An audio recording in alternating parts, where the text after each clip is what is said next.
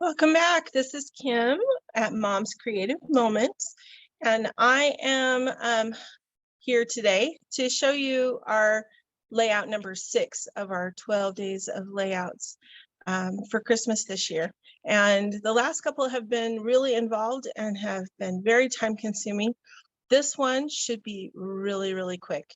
So let me just show you what I did.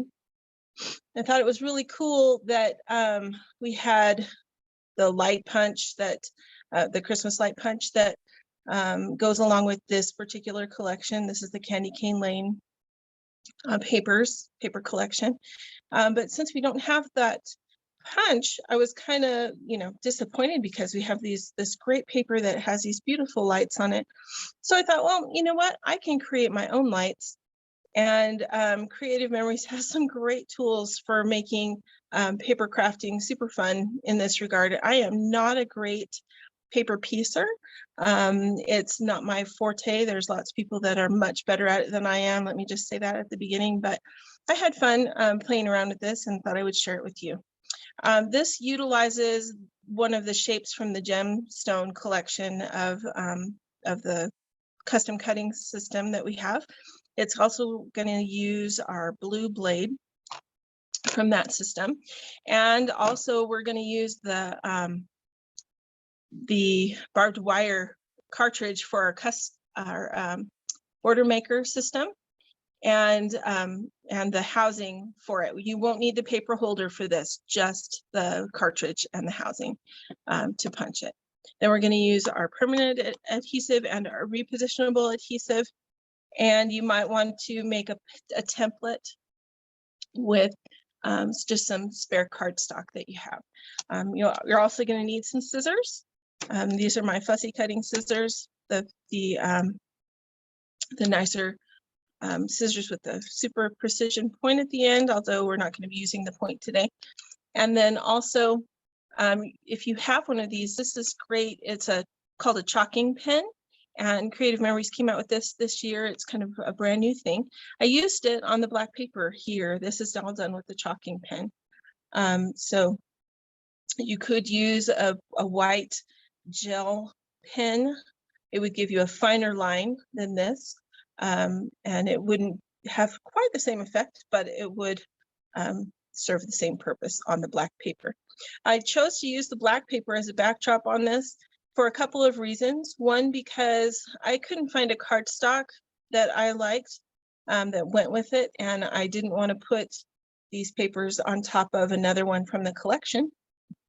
Plus, I also thought, lights come on at night, and these color always pops better when you put it on black.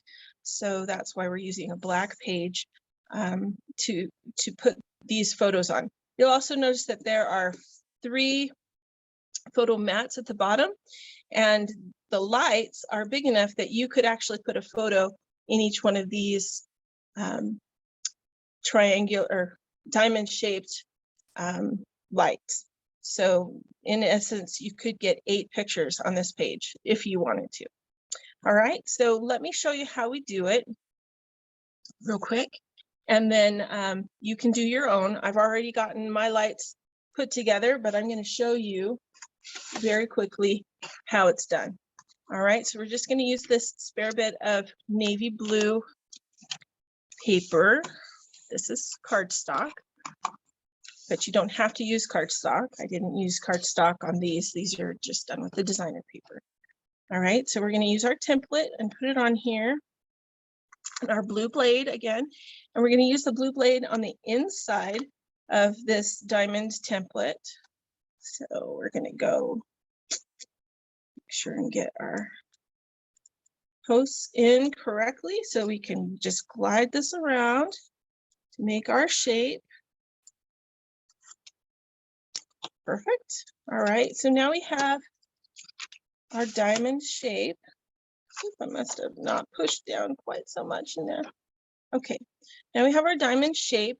I also used the bronze shimmer paper to make the inside portion of the light. So let me go ahead and show you that. You're going to use your barbed wire punch. And we're just going to punch this once, just freehand. You don't need to have this in the holder or anything. You're just going to stick it in here and punch it down. And then we're going to have to do some fussy cutting on this, but not too much. It should be fairly easy for you. Don't just cut this piece out of the of your big piece, because you want to extend this part down just a tiny bit. All right. So if it's easier for you, you can cut the short end off, but you're going to need the long end to do a little bit more with. So I'm just going to trim that so that I have the long end, and I'm going to trim this off too, just to make it less complicated for you while you're watching the video. All right, now what you're going to do is you're just going to take your scissors and imagine a little point. So you're going to kind of continue this line, cutting this line down just another quarter of an inch or so to a point. Then you're going to do the same thing on the other side. So let me show you. That's the half. All right, so just to a point. Then you're going to come to the other side and meet that point. All right, so that your cutaway piece now looks like kind of like a dagger. All right, now what we're going to do is we're going to cut off this end. So we're going to just kind of round it right here at the handles. Just round it around like that. All right, you don't need this piece anymore. That can go away. And this is your connecting piece for your light bulb. And here is the finial that goes down inside of the light bulb. Now, if we were to just put this on here, you probably could manage that. I actually trimmed mine just a little bit. I trimmed off just that much, just that tiny bit right there. You can do that if you'd like. And this is what it looks like if you do that. Because then you put the finial right on the very edge. And so it is up to you whether you want to move this down, or if you want it right on the corner. So this one could go, I moved mine down to the point where the top corner was touching each side. And then I cut, so the part that I cut away is that back piece. All right, so you're just going to use a little bit of repositionable adhesive on the back.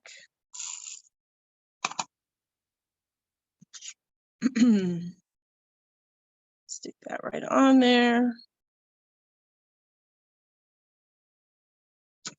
And then if you wanted, if you don't have a pattern and you could just go right in here and lift that up again and cut that portion out.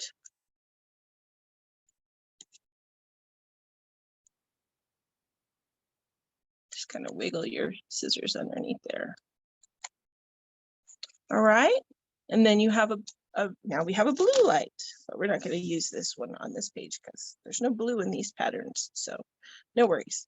Anyway, let me go ahead and get my black paper and we'll go ahead and get started putting this page together, because literally once you have these together, you are ready to go, and it doesn't take much time at all. We'll just set him up there. Okay. I had a lot of fun putting these together because, like I said before, I don't really play with paper to make art with, and that goes back to my very, very beginnings. If you've watched the video where I talk about my why I do this, you'll know that my husband actually told me when I first got started doing scrapbooking that he didn't mind if I did it. He understood it was going to be kind of expensive here and there, and he didn't mind as long as I made the pages more about the pictures than about the paper art. And so that's what I've tried to do all these years, is make my pages more about the pictures, because they are more important in the long run to us. So we have tried hard to make that our focus. All right, let's see here. We want to do them like this. I don't know if these are kind of monochromatic to me. These are a little bit less monochromatic to me, so I kind of want to switch those. But I don't want this one to be right next to this orange piece. So let's see, how could we do that? What if we moved this one up here and put that like so, kind of like that. I don't know, two greens right next to each other, maybe not. And then we've got this one back up there in the corner. I don't want that. And I don't want orange down here either. So let's see. Maybe we could go like that.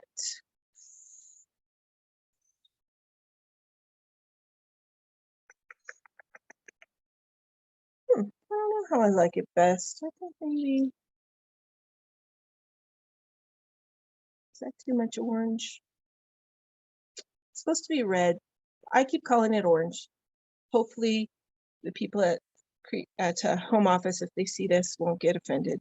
But to me, it looks like orange, and I don't know, orange and peach. But that's okay. Everybody likes a little bit different colors than traditional every now and then, so I understand. But I am a traditional girl when it comes to Christmas.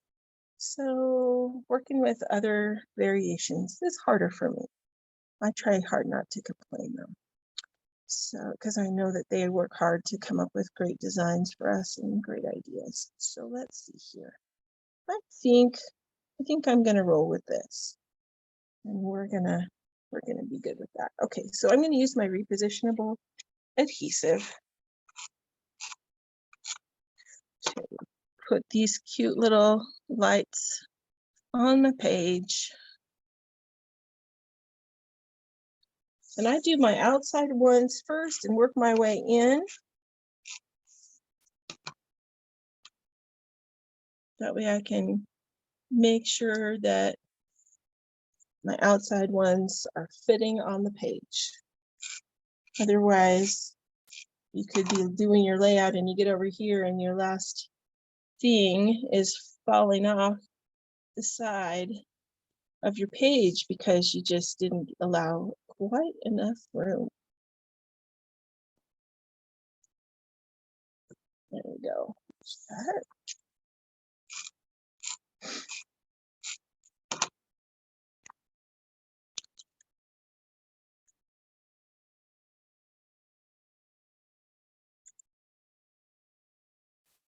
You can put pictures of the people who light up your life inside these diamond shapes. Sorry, I had to go there. All right, there we go. Now we have the 3 mats that we're going to put down here. And I think I'm going to put that one over here since we've got it on this side of the page. And then we'll put the plaid in the middle and the lights again on the left. So I don't think I like that. Okay, it kind of balances our colors a bit. Again, using my repositionable tape. And I want these to kind of line up just a little bit, not entirely. They don't have to be perfect. Because this design way of putting your photo mats in, your square mats in, it's just a little helter-skelter, and it's supposed to be that way. It's not supposed to be perfectly lined up. So if you have a problem keeping things balanced or perfectly lined up, this might be a really appealing trick for you, is to go ahead and put your mats just kind of on purpose a little bit diagonal. And actually, I think I want to just tip this one. No, I'm not going to. So one thing you should know to be careful of when you use repositionable adhesive, it will allow you to lift things up and move them, which is nice. But if you are putting two designer sheets together, sometimes the repositionable adhesive will lift the color off of your of whatever sheet is on the bottom, and it will leave dots where the repositionable adhesive was, just so that you know that.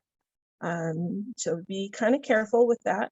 It does come off, but it does not, those dots are permanent. It removes the color of the paper. So it doesn't always do that. It won't do that on cardstock typically. At least I haven't found that, but it will do that if you're putting two designer papers together with it. All right, so the only thing we have left to do with this is to go ahead and use our chalking pen. This is a magic pen. When a lot of us first got it, we tried it and went, what's wrong? I must have something defective, because when it first goes on, it's clear and you don't see it, because what causes this effect is kind of a bleaching of the color out of the paper that you've put it on. So I'm not saying there's bleach in this pen, but that's kind of the effect that happens, similar to if you were to put bleach on clothing, is kind of what this pen will do to your paper. So it does have two different sides. You can see right here, there is a skinny side and a thicker side. So depending on what type of a line you want, would be how you would choose which side to go with. I used the thicker side to make this line, and I actually went over it twice, because on the black paper, if you only go over it once, you can see it, but it's very faded and difficult to notice. And I wanted this, the lines for this to be very noticeable, because that's a lot of the decoration on my page. All right, so I'm going to go ahead and use my fatter edge of the pen, and I'm going to go ahead and just make some loop-de-loos between my lights. Now, if you are not used to drawing the cute little loop-de-loos and dots and things like that, and it makes you nervous, and I know a lot of people, feel that way. They feel like they don't want to write on their scrapbook page because they are self-conscious about it for one reason or another. That is totally fine. You can take a pencil and lightly draw in where you want the loop-de-loos to go, and modify them as you might want to. I did do that on this page, just so that you know. I did draw in with pencil first, kind of where I wanted my loops to go, so that I didn't make a mistake, or make it look funny for some reason. Now, they're just loop-de-loos. I mean, in the grand scheme of things, kind of like when you cut a piece of paper wrong, it's just paper. It's hard for us sometimes to realize that, but because we want it all to be perfect, but really it is just paper. So, let's try not to stress too much. It is just paper. So I'm gonna try to match some of the loop-de-loo-ness that I did on the other page as I connect these. And you'll see right away, it does start to whiten, but it may require a second going over. We'll have to wait and see how this works.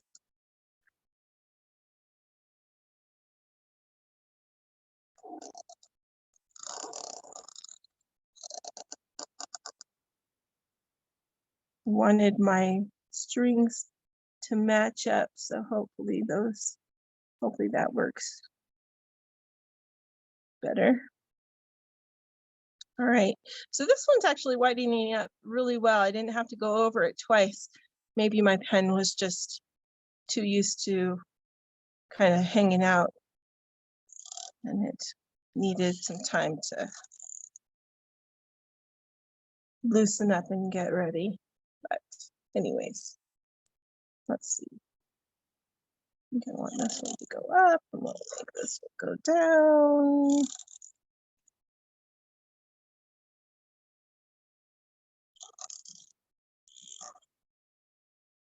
All right. Now, as far as making your dots go, you notice I have a couple of other dots around here, and that's meant to help draw the eye down because I want people to notice the photos down here, not just all the loop-de-loos up at the top. And so you can also put, I probably would also put some dots down here in between the photos, just to kind of accent those a little bit. And when you make dots with this chalking pen, don't be afraid to like really draw the dots, because when you just try to dot it like you would with a colored pen, they won't show up. They need more of that chemical that's in the pen to help kind of loosen things up. Get that color removed.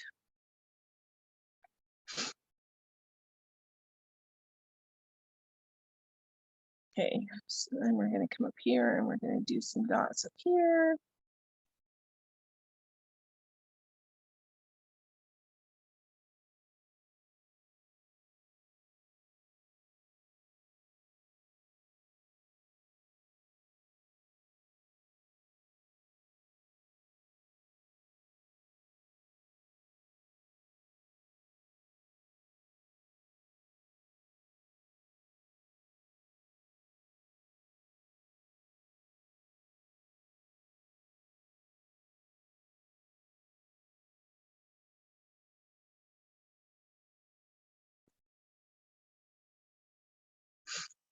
Almost done.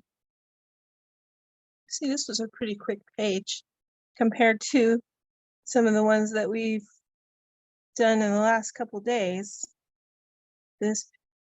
These two pages go together in a jiffy. And some of that was because I already had some of it done. You can hear some of you saying, well, you already did it, so that's why it went together fast. Well, sure. Because I was already having fun making the others, so yeah. I went ahead and did these other lights.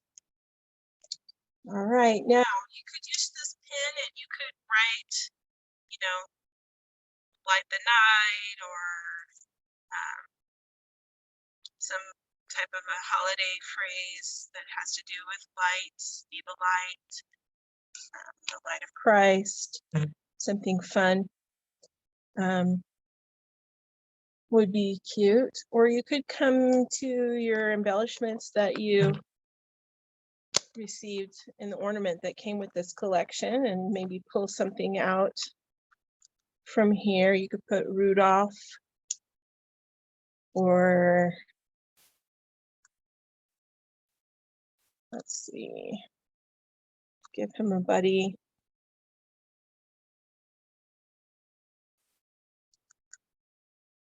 There's another reindeer.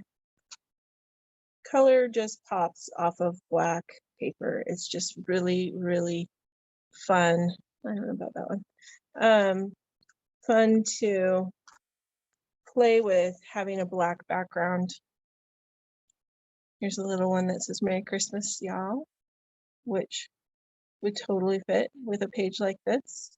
So you can choose what you'd like to do or how you'd like to do it on here, but I think that's it for today. So if you have any questions, once again, go ahead and make a comment in the comment section and I will be happy to help you out. Hopefully you liked this layout, and I hope that it helps you create some wonderful moments with your family and helps you record some wonderful moments this holiday season. All right, I thank you for being here and I encourage you to come back tomorrow to see the 7th day of our 12-day adventure into the 12 days of layouts for this holiday season. Thanks so much. Have a great day.